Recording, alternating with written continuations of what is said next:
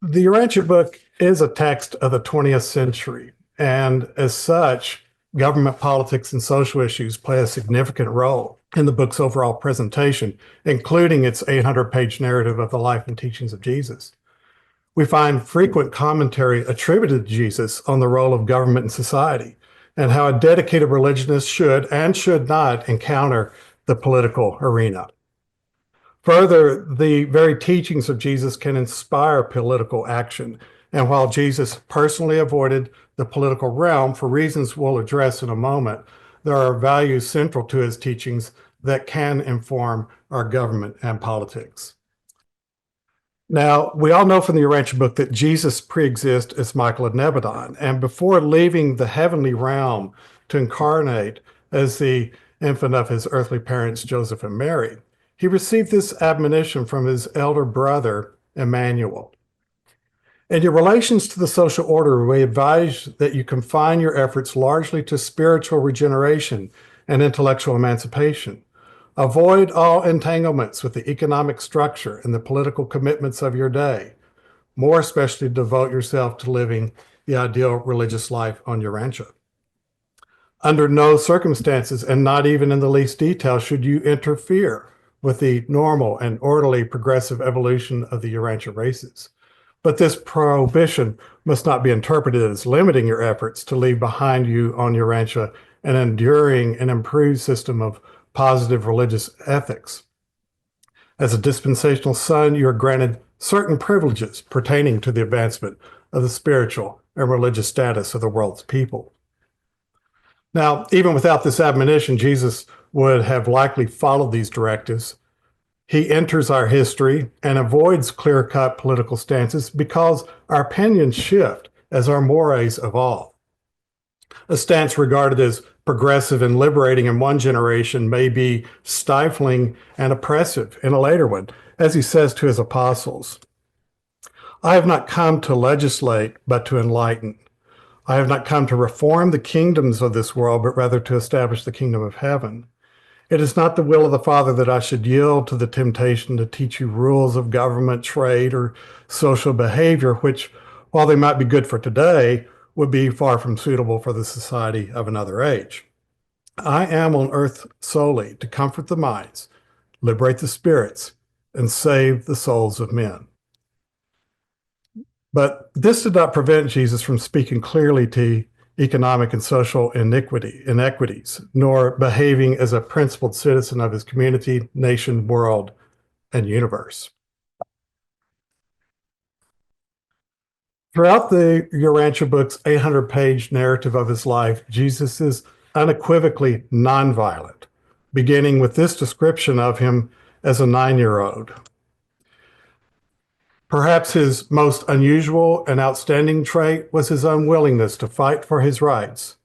Since he was such a well-developed lad for his age, it seemed strange to his playfellows that he was disinclined to defend himself, even from injustice or when subject to personal abuse. As it happened, he did not suffer much on account of this trait because of the friendship of Jacob, a neighbor boy who made it his business to see that no one was permitted to impose upon Jesus because of his aversion to physical combat.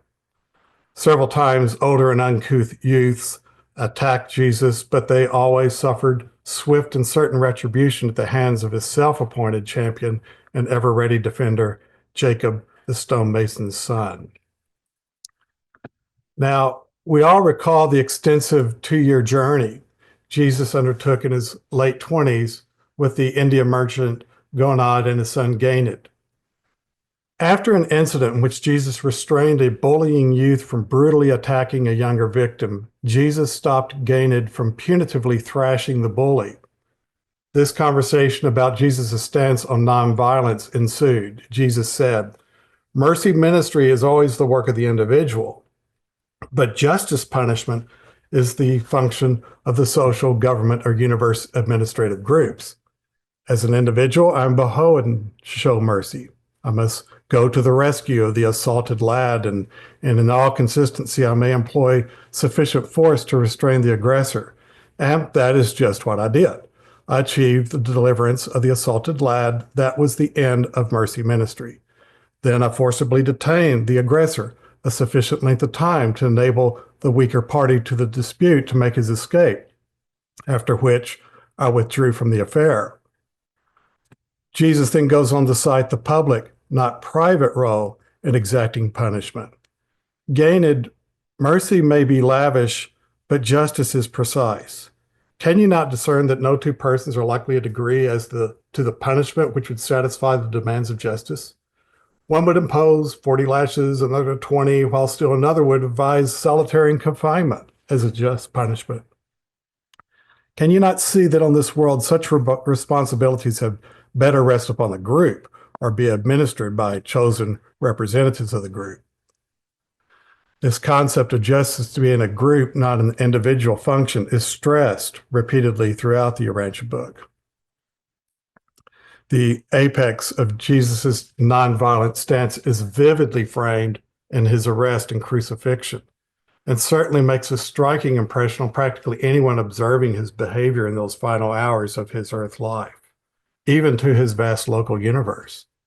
Oh, millions of inhabited worlds, tens of trillions of evolving creatures who may have been tempted to give up the moral struggle and abandon the good fight of faith have taken one more look at Jesus on the cross, and then have forged on ahead, inspired by the sight of God's laying down his incarnate life in devotion to the unselfish service of man.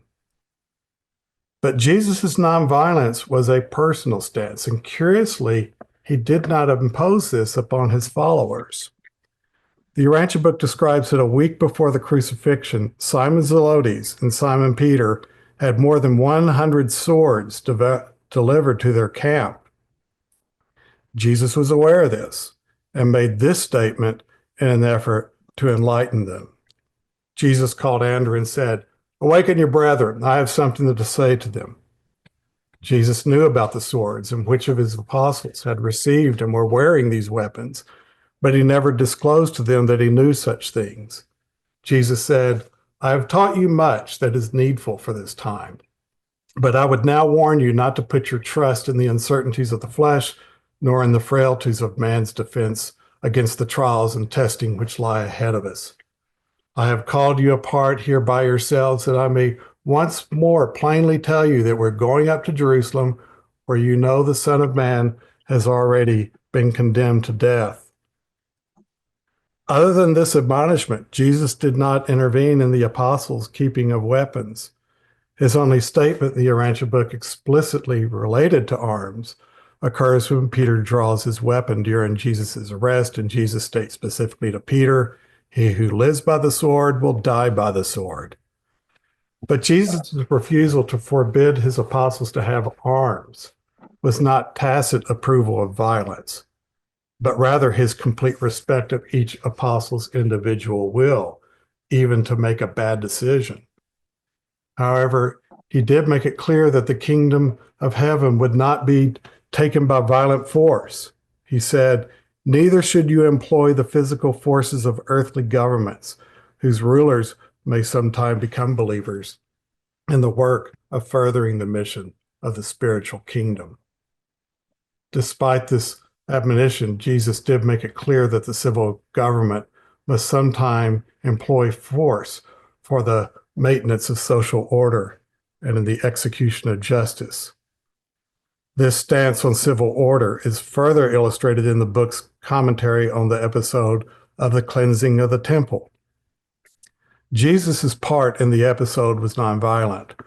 The Urantia book states that as he began to teach in the temple on the Monday morning before the crucifixion, the noisy commerce, a violent argument between a money changer and a customer, and the ridiculing of a simple Galilean all combined to produce one of those strange and periodic uprisings of indignant emotion in the soul of Jesus.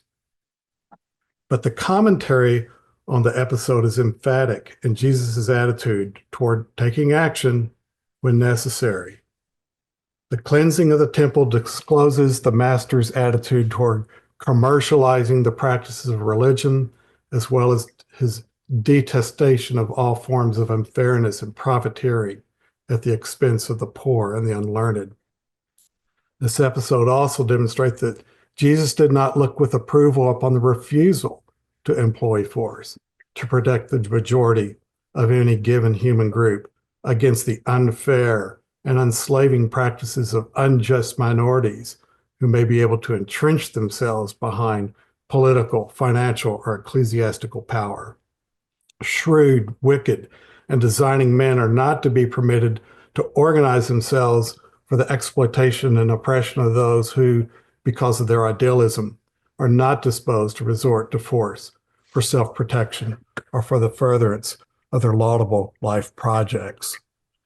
This last statement is especially pointed in that there are times when it is appropriate to use force.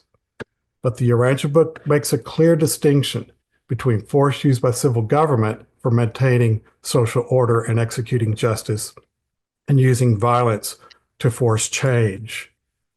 And here is the great test of idealism. Can an advanced society maintain that military preparedness which renders it secure from all attack by its war-loving neighbors without yielding to the temptation to employ this military strength in offensive operations against other peoples for purposes of selfish gain or national aggrandizement? National survival demands preparedness, and religious idealism alone can prevent the prostitution of preparedness into aggression. Only love, brotherhood, can prevent the strong from oppressing the weak. In the Urantia book, Jesus' sympathy for the common and the poor is clear. Many familiar instances from the biblical Gospels are retold and affirmed, such as the observation of the widow who offers 2 mites to the treasury and his admonitions to the Sanhedrin about their abuses. But the text also makes this distinction about people regardless of economic position. Jesus blessed the poor because they were usually sincere and pious. He condemned the rich because they were usually wanton and irreligious.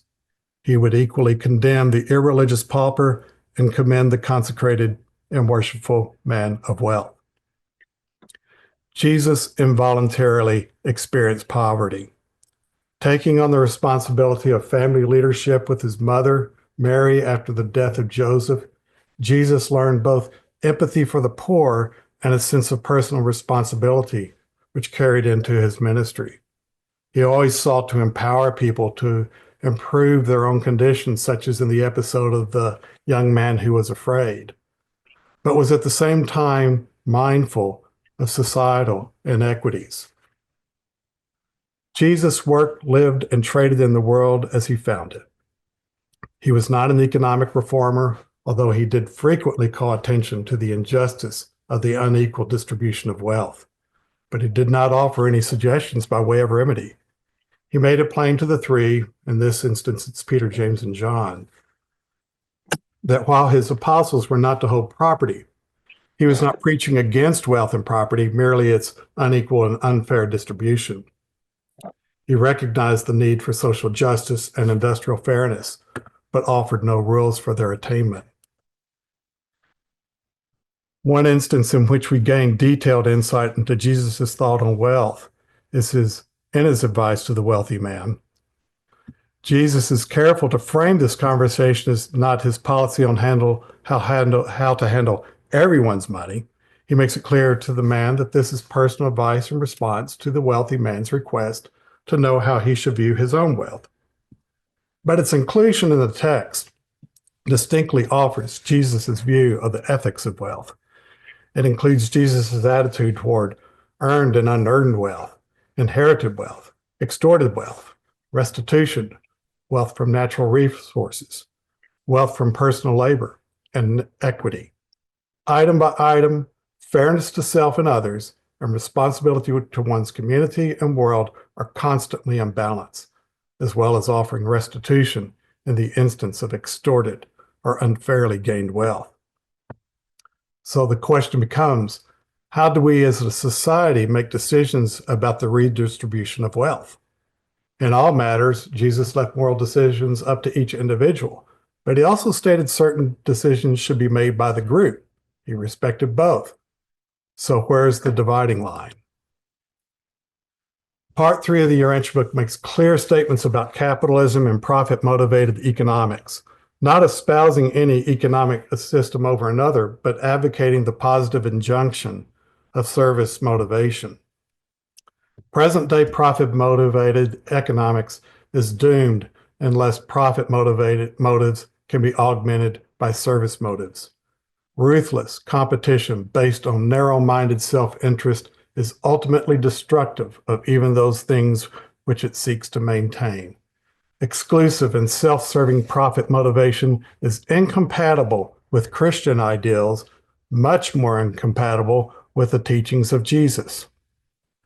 The text further equates the exclusive profit motive with fear in religion, while placing profit-motivated capitalism as a part of the evolution of civilization. In economics, profit motivation is to service motivation, what fear is to love in religion. But the profit motive must not be suddenly destroyed or removed. It keeps many otherwise slothful mortals hard at work. It is not necessary, however, that this social energy arouser be forever selfish in its objectives. Perhaps the book's most succinct statement on capitalism and evolution occurs in the paper Primitive Human Institutions. Though capital has tended to liberate man, it has greatly complicated his social and industrial organization. The abuse of capital by unfair capitalists does not destroy the fact that it is the basis of modern industrial society. Through capital and invention, the present generation enjoys a higher degree of freedom than any other preceded it on earth. This is placed on record as a fact and not in justification of the misuses of capital by thoughtless and selfish custodians. This brings us to another key component of understanding government, politics, and economics in the Urantia book. The text continually places much of human behavior in context of evolution. War, slavery, animal sacrifice, and other human behaviors and conditions, while eventually repugnant and unworthy of a civilized society, are shown as progressions, even improvements on previous modes of being. Capitalism is no exception. It may be a bridge to a higher order of civilization. But to quote from another instance in which Jesus referred to a bridge, you may pass over it, but you should not think to build a dwelling place upon it. Jesus was conscious of and disturbed by the sex discrimination he observed in his youth and challenged this social injustice as an adult. As a preteen, traveling for his first Jerusalem Passover, an unusually large group of Nazareth women joined the pilgrimage after Jesus insisted his mother accompanied him. In fact, he virtually refused to go unless his mother accompanied him. When the women were separated from the men at the temple, the women going up to the temple's gallery, he was thoroughly indignant at the unjust discrimination.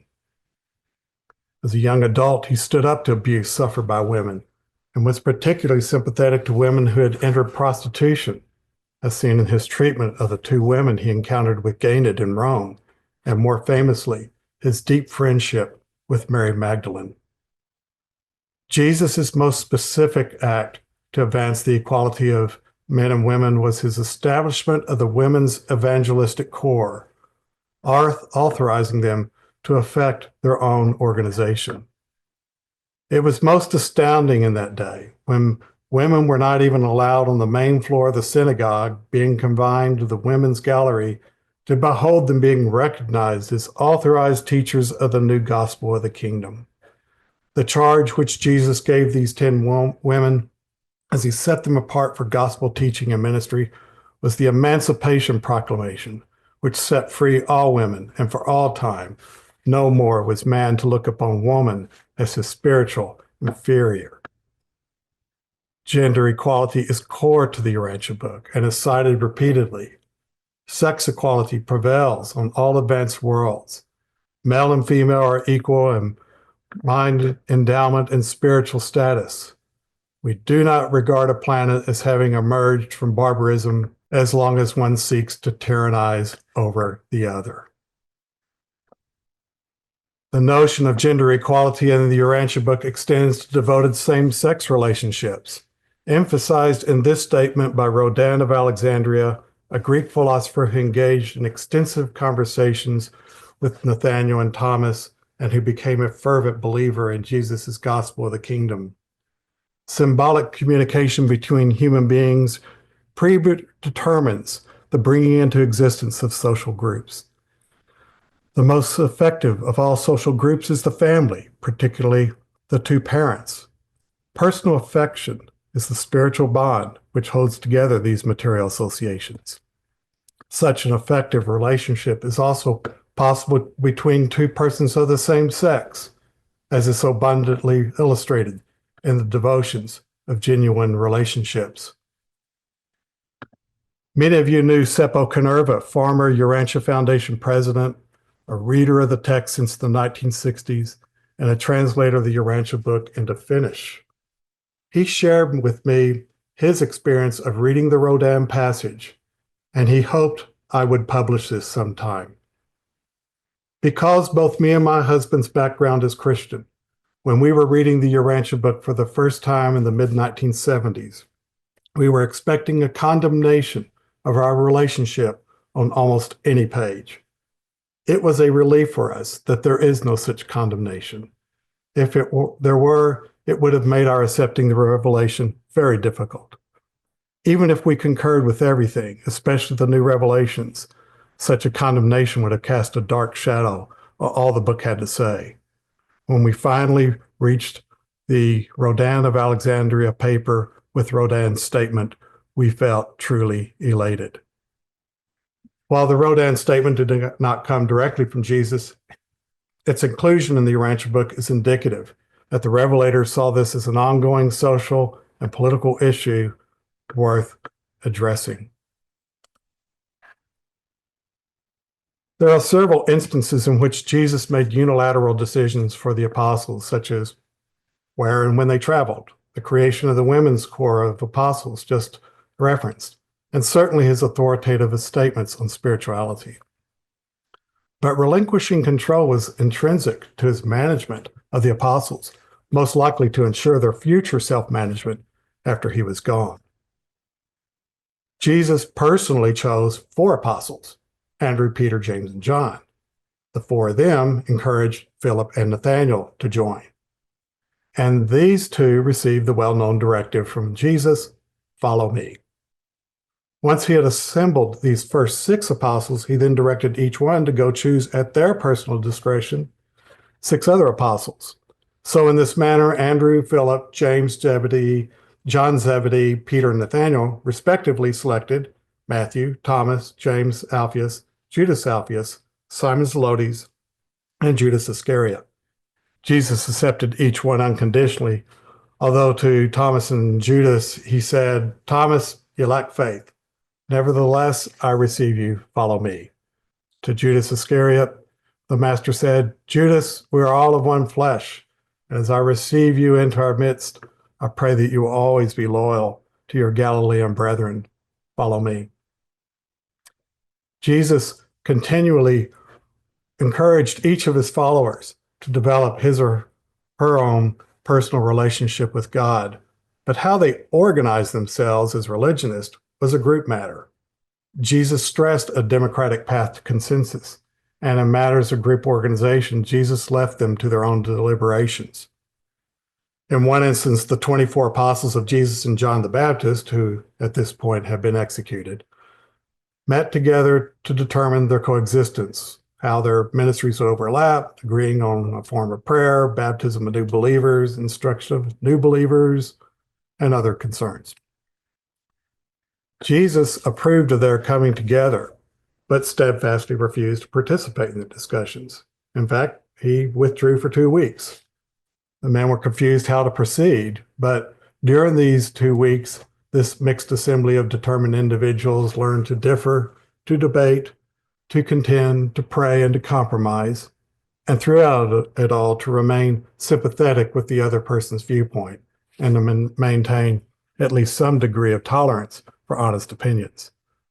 Upon returning, Jesus simply said, "These then are your decisions, and I shall help you each to carry out the spirit of your united decisions."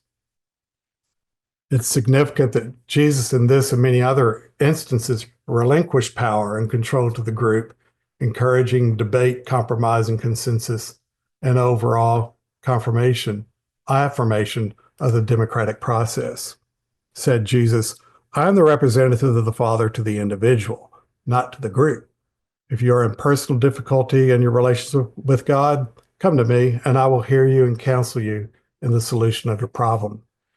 But when you enter upon the coordination of divergent human interpretations of religious questions and upon the socialization of religion, you are destined to solve all such problems by your own decisions. Albeit I am ever sympathetic and always interested, and when you arrive at your conclusions touching these matters of non-spiritual import, provided you are all agreed, then I pledge in advance my full approval and hearty cooperation." In other words, issues of politics and government devolve to human groups. Justice is clearly demarcated in the Urantia book as a group function, never an individual decision. This notion is carried out throughout the universe, that no one of the paradise deities fosters the administration of justice. Justice is never a personal attitude. It is always a plural function. In fact, a Melchizedek of Nebadon tells us that the division of powers into three domains of executive, legislative, and judicial functions is a sacred feature of any human government, something we should hold dear and take seriously in our various constitutions. In this spirit, it follows that the text comes out specifically against dictatorships, that societies must prevent, quote, "control by ambitious and would-be dictators," unquote. At the same time, the book cautions against the dangers of democracy, glorification of mediocrity, choice of base and ignorant rulers, failure to recognize the basic facts of social evolution, danger of universal suffrage in the hands of uneducated and indolent majorities, slavery to public opinion. The majority is not always right. Key to these pitfalls is ignorance. Uneducated, indifferent people electing, even if they even vote, base, ignorant, and probably poorly educated but power-hungry individuals will compromise the noble aims of self-government democracy. Democracy is favored throughout the Urantia book as an ideal, but not an absolute ideal. That popular elections may not always decide things rightly, but they represent the right way, even to do a wrong thing. Prior to his public ministry, Jesus visited a region in present-day Iran and spent time at an island on Lake Urantia, where there was located a large building, a lecture amphitheater, dedicated to the spirit of religion. Here, Jesus engaged in discussions and lectures on religion and the real-world application of religious teachings. The writers of this narrative informs us that these speeches at Urantia have been revised to be more applicable to the 20th century mind to present-day world conditions. So 3 secondary midwares restated Jesus' pronouncements and were edited by the Melchizedek chairman of the Revelatory Commission. So assuming this is truly the spirit of Jesus' teachings at Lake Urantia, here is perhaps his most central ideal of government. The rule of the Most Highs, the over-controllers of political evolution, is a rule designed to foster the greatest good to the greatest number of all men, people, and for the greatest length of time. This here is a political ideal of prodigious inclusion and long-term sustainability. It crosses borders and transcends sectarianism. The central ideas from the Urantia statements are likely, and these are likely indicative of Jesus' teachings on government, include: the brotherhood of man is founded on the fatherhood of God. God the Father divinely loves his children, all of them. The family is the initial political unit, followed by clans, tribes, and nations. The final consummation of political growth is the government of all mankind, by all mankind, and for all mankind. Local and national governments are essential for governing local and national affairs, but nationalism is a barrier to world peace. There is no such thing as a chosen people. Lasting peace and liberty for all people is only possible through the political sovereignty of representative mankind government, world government. Certainly, the idea of world government is a long-term goal, sobered by a thought stated earlier in the Urantia book that our current social order will not settle down complacently for a millennium. But world government is the Revelator's stated goal for our world, one to be taken seriously and which should inform our political outlook. Affecting and expanding international relationships in government, rather than limiting them, is a key ideal throughout the Urantia book. The final incident in which Jesus spoke directly with his followers regarding government and politics was on the Thursday morning before his arrest. In fact, this topic was the sole focus of the last discussion with about 50 of his followers. Here, Jesus specifically drew the distinction between worldly government and the spiritual kingdom. He made clear that the kingdoms of this world may often find it necessary to employ physical force in the execution of their laws and for the maintenance of order, but that in the kingdom of heaven, true believers will not resort to the employment of physical force. He did add the caveat that this does not nullify the right of social groups of believers to maintain order in their ranks and administer discipline upon unruly and unworthy members. Further, he specifically stated that there is nothing incompatible between sonship in the spiritual kingdom and citizenship in the secular or civil government, that there cannot be any disagreement between these two requirements, unless it should develop that a Caesar presumes to usurp the prerogatives of God and demand spiritual homage and supreme worship be rendered to him. In such circumstances, he added that in such a case, you shall worship only God, while you seek to enlighten such misguided earthly rulers, and in this way lead them also to the recognition of the Father in heaven. He then reiterated that you shall not render spiritual worship to earthly rulers, neither should you employ the physical forces of earthly governments, whose rulers may sometime become believers, in the work of furthering the mission of the spiritual kingdom. Jesus continued by saying that one's sonship in the kingdom should assist you in becoming the ideal citizens of the kingdoms of this world, since brotherhood and service are the cornerstones of the gospel of the kingdom. He added, in fact, that involvement in civil society is critical because those material-minded sons in darkness will never know of your spiritual light of truth unless you draw very near them with unselfish social service, which is the natural outgrowth of the bearing of the fruits of the Spirit and the life experience of each individual believer. As mortal and material men, you are indeed citizens of the earthly kingdoms and should be good citizens, all the better for having become reborn spirit sons of the heavenly kingdom. As faith enlightened and spirit liberated sons of the kingdom of heaven, you face a double responsibility of duty to man and duty to God, while you voluntarily assume a third and sacred obligation, service to the brotherhood of God-knowing believers. In essence, Jesus looked at every individual he encountered as his own child. In this regard, one can say nationality, religion, race, and social status mattered little to him. This explains his sympathetic interaction with the Roman captain who had an ailing servant, his ministry in Samaria to the very descendants of people who had taken the homes and property of the Jews and enslaved them centuries earlier in Babylon. Political tension must have been acute even among his apostles. Matthew had been a customs collector for the Romans. Simon Zelotes had advocated violent overthrow of the Romans. What did that look like? As much as each of us want Jesus to be in our individual political camps, we can assume from his behavior here 2,000 years ago that he likely would not take political stances any more today than then.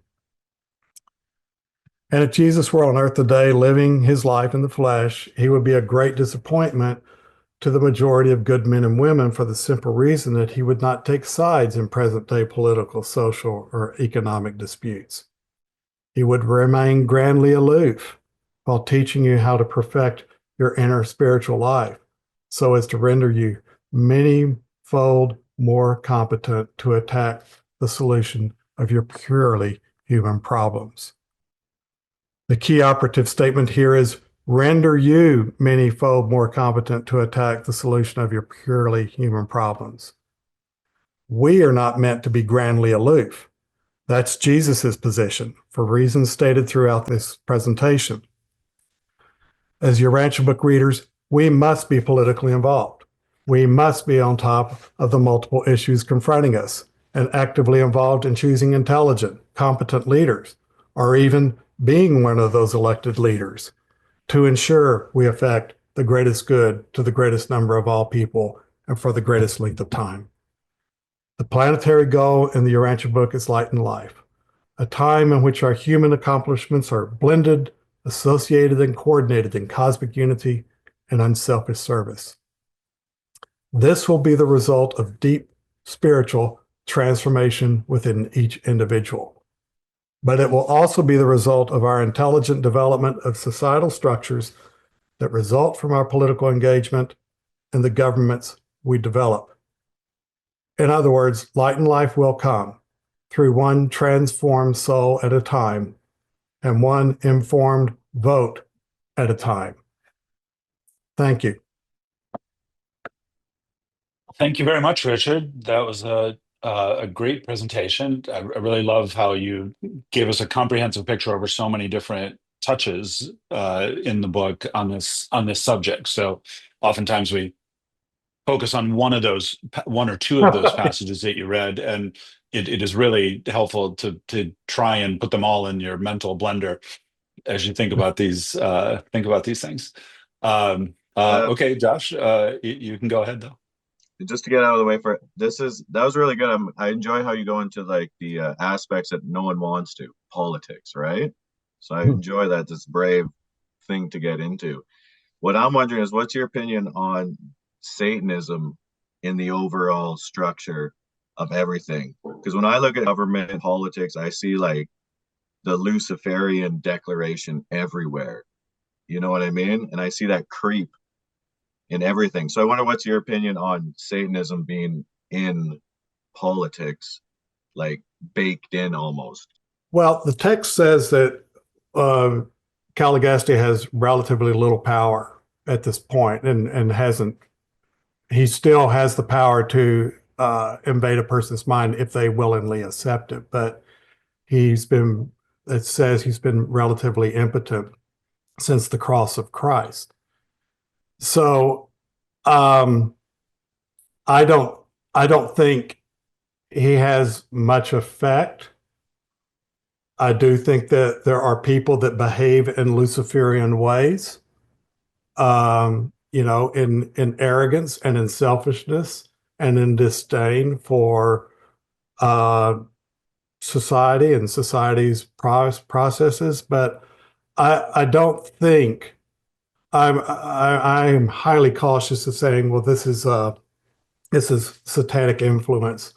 I prefer to hold people to their own responsibility, and so to say like a Hitler was influenced by Satan, and there's arguments about that. But my take is he's responsible for his own behavior, and there'll be some kind of accountability. Okay, so you don't see it as like, because I was just wondering, sometimes, when you have like the old manager leaves a place and then everyone still behaves like the old manager is still there. Yeah. You know what I mean? I feel like the influence, even if they're not like active, I get what you're saying. I feel like the overall, I don't know, tenets of it still really affect people in the self-serving way. Because I don't feel like any leaders really, have the people's will in mind. Yeah, well, and I think there is momentum that occurred from that. And there's also momentum that has occurred from Jesus's bestowal of the all universal bestowal of thought adjusters and the bestowal of the spirit of the truth. There's various momentums at play here, and yeah, we're still rebounding from the effects of the Lucifer rebellion, but I think we are on a path moving past it. So there's still hope, is what you're saying. So I just yeah. collected the book. Oh yeah, the book is a book of hope, and it says we're gonna have light and life. It's gonna happen. It's gonna be a rough road, but it's gonna happen. All right, thank you. Right. Yeah, Les, go ahead.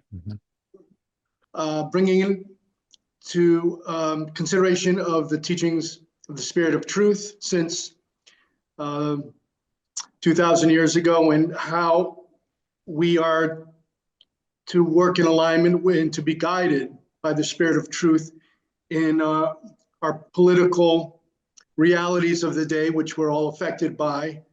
And that would be my question. Well, certainly, and I alluded to that when I responded to Josh, is that the Spirit of Truth, the universal bestowal of thought adjusters, so much that occurred when Jesus was here, after Jesus was here, has created an incredible momentum. And I think that you look at society today and you look at it 2,000 years ago, we're an international society now. Most of us have traveled to other countries. Most of us have had experiences that would not even be on the radar of someone at the time of Jesus. So it's, we can be very negative about the present, but it's just, I look at it as quite remarkable. And it's interesting when you look at the paper on the angels, they talk about the various angels that operate in society and how often they've changed over. And they've probably changed over because there's been evolution, and they said, okay, we now need a new group of angels. The angels of the churches have, I believe, changed 3 times, which indicates a certain evolution in religion. But the angels of, like, I think it's industry, have changed, what, 5, 6, 7 times? Because we just keep making these advances, and they say, okay, we've got to regroup. We've got to provide new ministry, because these humans are making jumps that need a different form of ministry. And that's my interpretation of it, but it's interesting to look at things like that. Yeah, that is a good question, Les. And yeah, I think it's hard for us to put ourselves back in the shoes of a time where most people maybe didn't have thought adjusters, and certainly there was no spirit of truth. We can't, we don't know, because it's so pervasive for us what that effect is. But it was not the idea at Jesus's time that all people were equal in any sense. It obviously wasn't true in the physical way, and it wasn't even the most advanced religion of the day, Judaism. It was applicable to their group, but not to other people, right? And so this, well, right, exactly, and even then with serious limitations. But Jesus had this, one fundamental idea of equality that stems from brotherhood, sisterhood, the family relationship, and that we are, that is still getting played out, and it only came to its sort of current modern expression with our country being founded, and that was still falling quite short of the ideal, and we're still working on it, right? So that, that little seed, that great seed, is still very much in the works. And the question is whether it's even above the ground yet, or a small tree, or and what's it going to take to get to the finished tree. But yeah, the influences are there. But again, the influences are on the individual level. And like so much of what Richard said, is everything's depending on these, on individual choices and individual decisions and individual responsibility. You can't get the institutions too far ahead of the individuals, and vice versa, and it's not easy. Mark. Great presentation, Richard. I liked how you sewed everything together. One of the things from the Urantia book that is helpful to us is to see the continuum that we are a part of. And as we read things and study the book, we see this process taking place. I did a study for a study group on the government, and the one quote that really struck out to me is, I'll read it to you. The greatest punishment in reality, an inevitable consequence for wrongdoing and deliberate rebellion against the government of God is loss of existence. As an individual subject of that government, the final result of the wholehearted sin is annihilation. In the last analysis, such a sin-identified individuals have destroyed themselves by becoming wholly unreal through their embrace of iniquity. And then the follow-up, concerning the government of the central universe, there is none. Avona is so exquisitely perfect that no intellectual system of government is required. So that's the evolution of government. That's where eventually government on Urantia in the world of light and life will diminish in the same way it's diminished in Havona, when its citizens wholly embrace a God-centric universe. And kind of that's where we're in this struggle right now. There's many people in government who want a God-centered universe or who believe in God, and then there's the secularists who don't. And it's a struggle between personal power, such as what Lucifer had in Caligastia, versus acknowledging the power of God and putting God at the center of your life and allowing God to mentor you into how you live your life.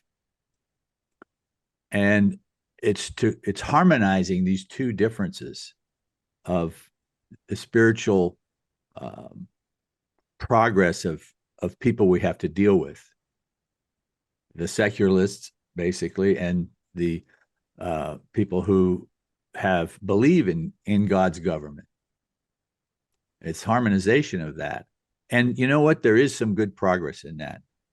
Thanks, Mike. Yeah, of course, it's confusing because everybody claims God is on their side, or or somebody's on their side, whatever they're substituting in that blank. But some don't even believe in God, and so right. How do you deal with that? Well, and I would think that some people who don't believe in God don't believe in the traditional ideas of God, and they are still probably in their own way deeply spiritual and deeply committed to some kind of universal cohesion, for lack of a better term, while there are people that say they believe in God and they're in the religion of Jesus, and they're just like, they're hypocrites.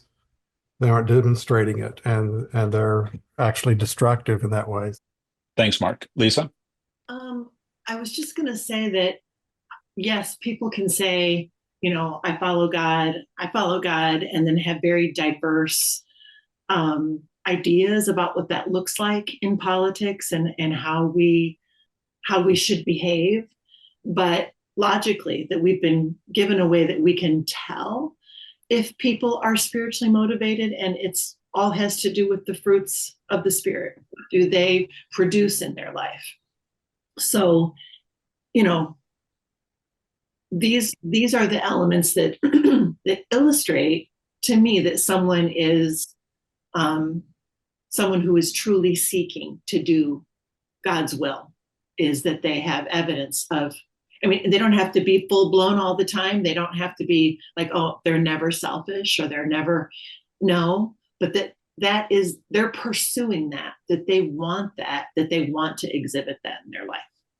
Yeah, there are things, whether it's start with sincerity, right? And the other things that, not that everybody who's even has the 100% pure intention and guidance always gets it right. We're all fallible, but yeah, it is to be conscious of.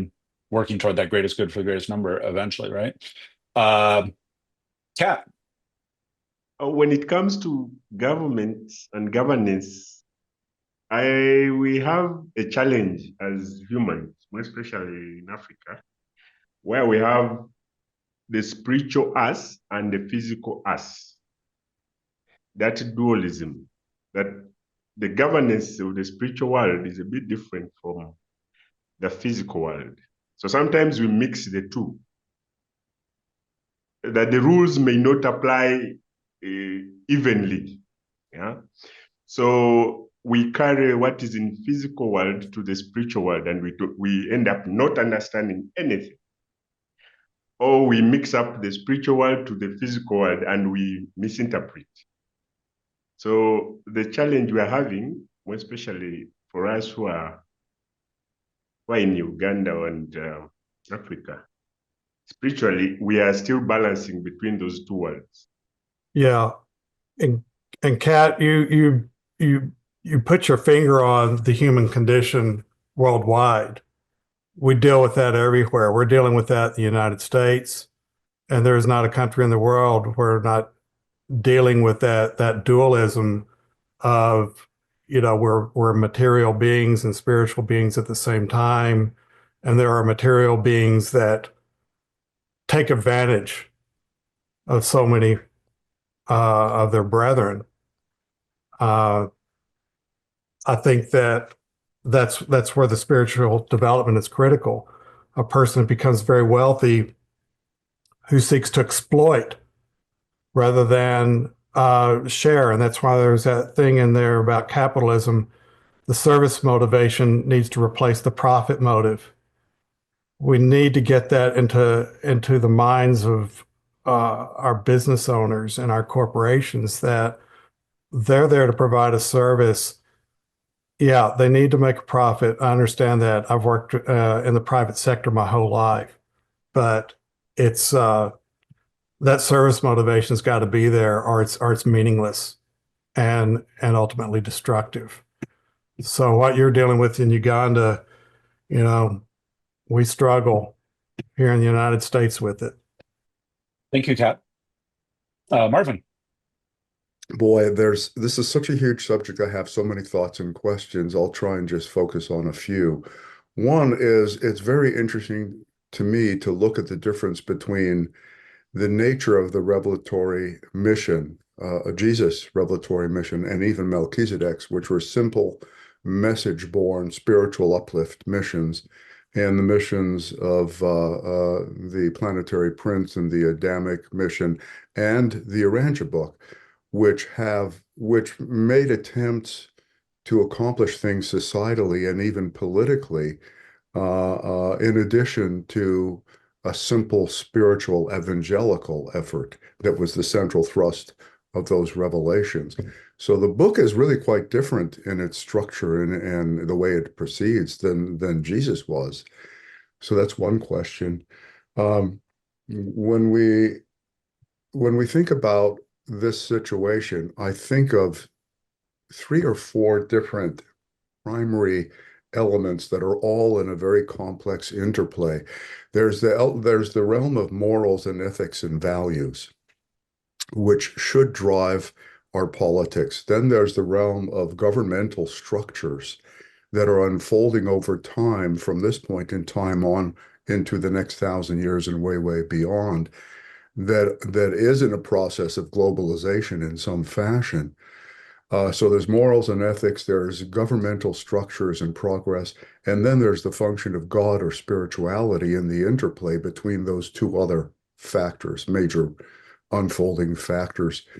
And so it's a very challenging mix. And I'm left with, I can act as an individual out of this revelation in keeping with my value and moral structures that have evolved within the context of this revelation. And I can act politically for causes that I think are important.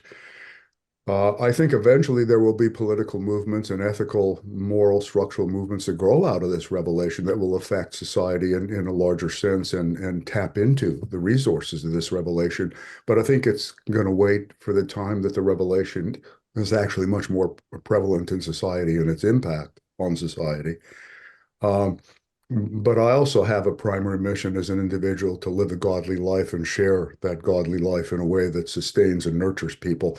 The last thing I want to do is, without God, without religion, scientific secularism, which is what our societal structure is largely based on, right, can never coordinate its forces, harmonize its divergent and rivalrous interests, races, and nationalisms This secularistic human society, notwithstanding its unparalleled materialistic achievement, is slowly disintegrating, which is very concerning to many, many people. People feel the chaos, right, of that disintegration.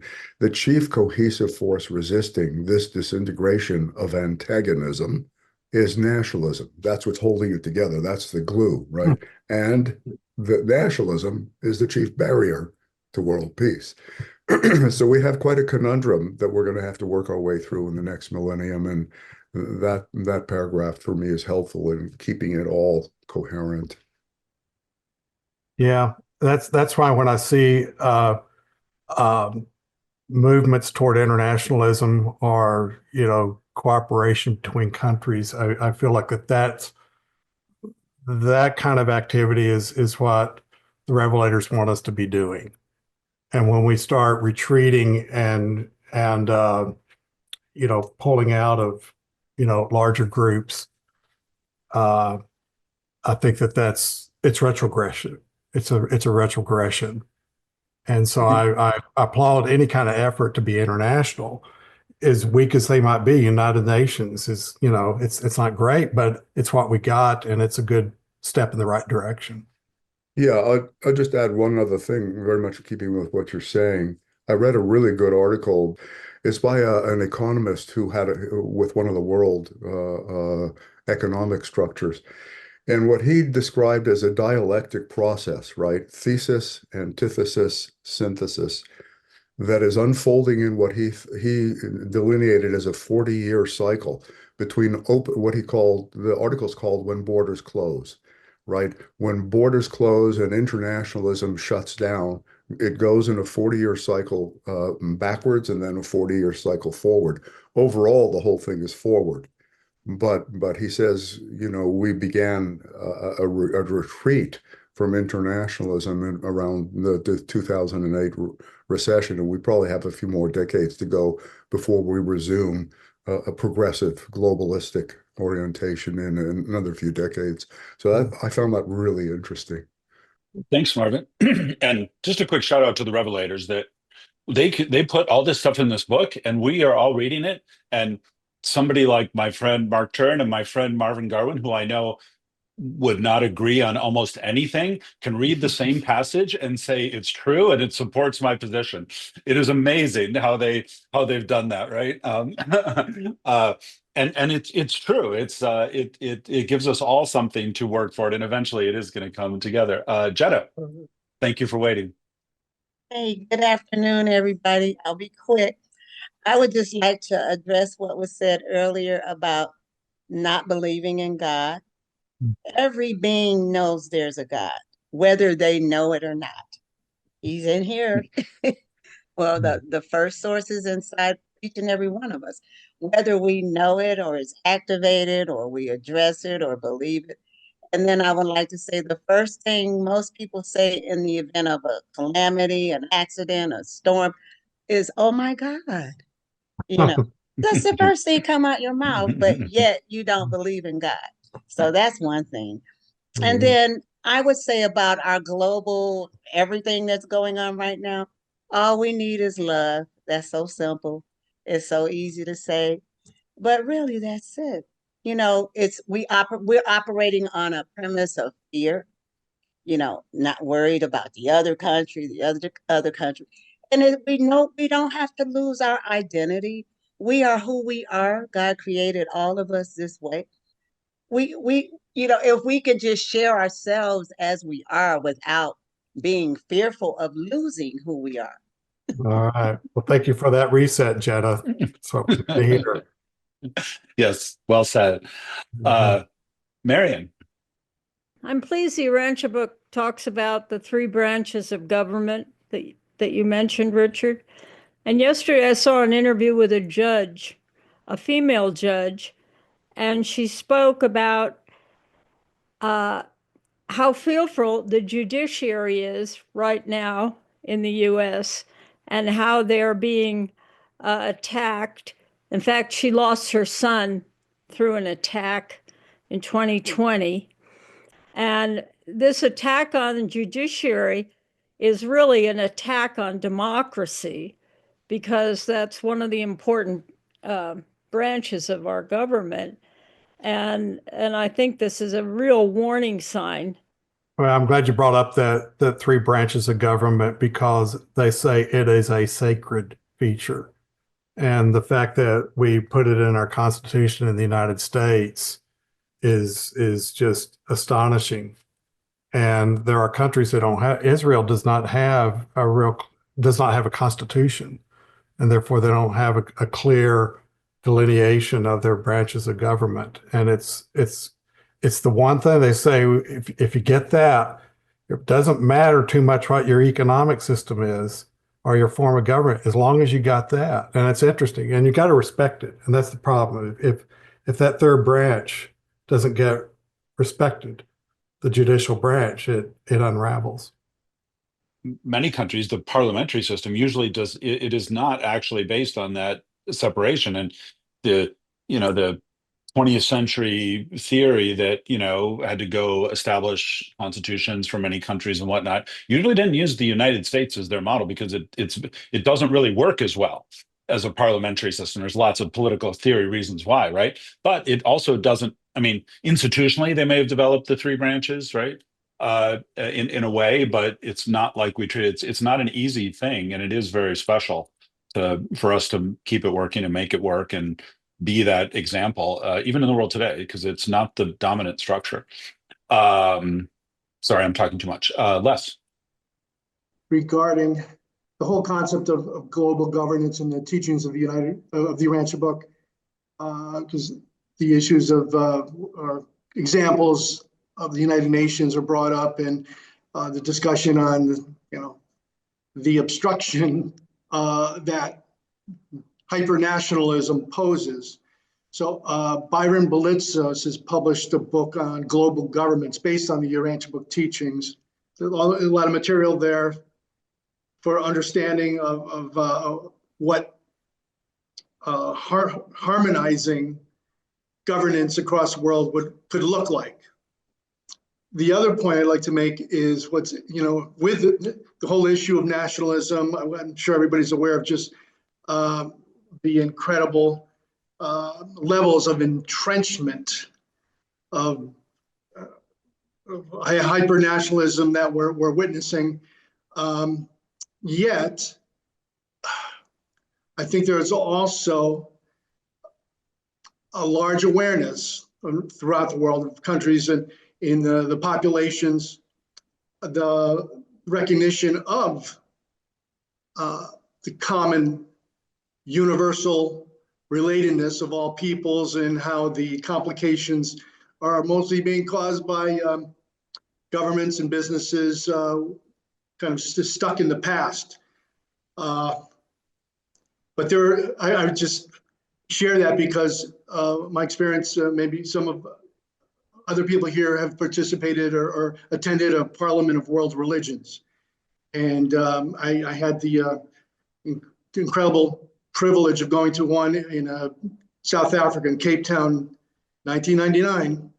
And that was one of my observations, that there are people there from all over the world who, through their own research, their own spiritual development, are absolutely quite aware of the necessity to realize our common universal relatedness. And I think we are well advised to tune into that and see where that can be enhanced. Lastly, I'm rereading a book that I had read at age 19, 18, somewhere in there, back in the late 60s, by Buckminster Fuller, called Utopia or Oblivion. What a title, right? And my gosh, he is just laying it out right then and there of the incredible availability for scientific capabilities back then, even in the 40s and 50s, that he presented to the world.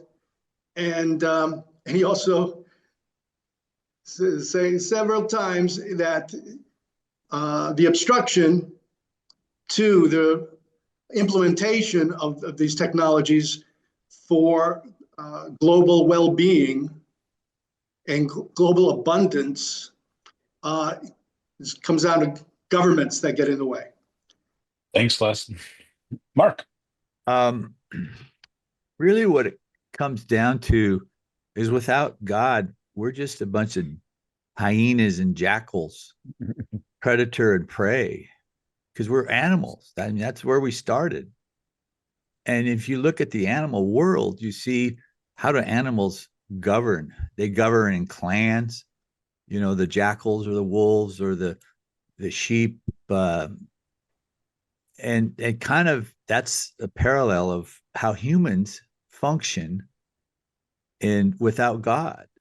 They're tribal, clannish, and they do try to dominate the landscape. So that's not where that's not our destiny of this planet. Destiny is to become God-centric, to see the universe, what our purpose here is. But all of this is a democratic process. And I want to talk about something. I don't know how many of you people are familiar with the Angel Guild or the Chosen, that project that's going on. They developed something called the Angel Guild, which is a process where artisans or directors submit movie scripts or storylines or true stories that are voted on.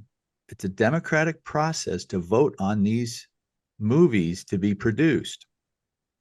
I guess the point is, the celestial government on this planet has many projects outside the Urantia book that they're pursuing. And it would behoove us to try to tune into those projects and support them in ways that we can.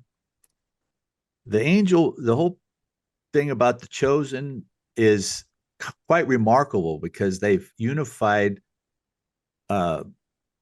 Catholicism and Judaism and their advisors on how they come up with the script. But the point is, we just read about how important democracy is, but there needs to be a mechanism where we can participate in making a choice. Because I think that the celestial government will not reestablish itself on this planet again until we choose to have them make their presence here physically. Thanks, Mark. That's very interesting, right? Like you can look at the history of religion as kind of people are voting with their feet, the old religions, but setting up new things that are spiritually focused. It's obviously good, and you're right. As much as the Urantia book holds a special place in the heart of the angels, I'm sure they've got a lot more, hopefully, irons in the fire. Okay, we want to make sure we have unite with other religious people, other spiritual peoples. That's beyond the culture. It's a step to the world politics. Right. It's going to come from some, it's right. Probably not the Pope who's going to be in charge of the world government. It's going to come from some other source. Ground up. Okay, Marian? Just a quick comment, Les. Buckminster Fuller was a professor of mine. And have you read Operation Manual for Spaceship Earth? He says, well, they gave us this planet, but they didn't give us an operation manual. And I've always thought of the Urantia book as the operation manual. And a friend of mine who was a Urantia book reader went to a lecture by Bucky, and he told Bucky about the Urantia book, and Buckminster Fuller smiled at him and said, yes, I'm in harmony with that document or with that thinking. So I have a feeling that later in life, Buckminster Fuller was aware of the Urantia book. That's all. Interesting. Thank you. Marvin. For me, the simple takeaway is I think the Urantia movement will eventually have two profound impacts on global civilization. And when I say eventually, I mean, 1,000 years plus. One is, I think, as the book really spreads far and wide, I think eventually there will be a core of leaders in every realm, including the political realm, who are privy to its information and use its wisdom to guide them in their professional efforts in the political realm. So I think we need to spread the book. That's obviously one goal. The other key thing that I think is very real, very immediate, and that I think should be our goal is the sharing of the essential spiritual message. And here, Mark and I are 100% on the same page. The priority is to bring God into people's lives so that they're here for a short time in the midst of the political back and forth. Really, the big item that's going on in any human being's life is their personal and spiritual salvation, because that has eternal implications, right?